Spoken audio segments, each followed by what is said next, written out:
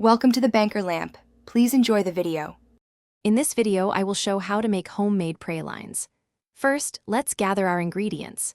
You'll need 2 cups of pecans, 1½ cups of granulated sugar, and 1/2 cup of brown sugar. Also, have 1/2 cup of milk, 1/4 cup of butter, and 1 teaspoon of vanilla extract ready. Make sure you have a large, heavy-bottomed saucepan and parchment paper prepared for the next steps. Getting everything organized beforehand makes the process much smoother.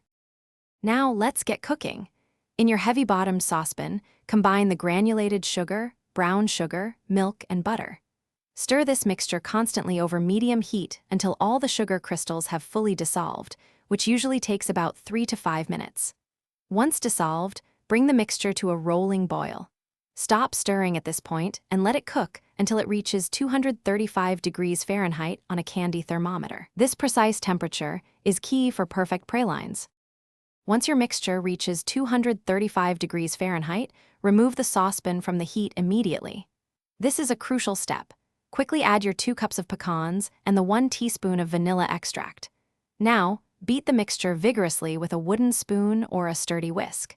You'll notice it start to thicken and lose its glossy appearance, becoming more opaque.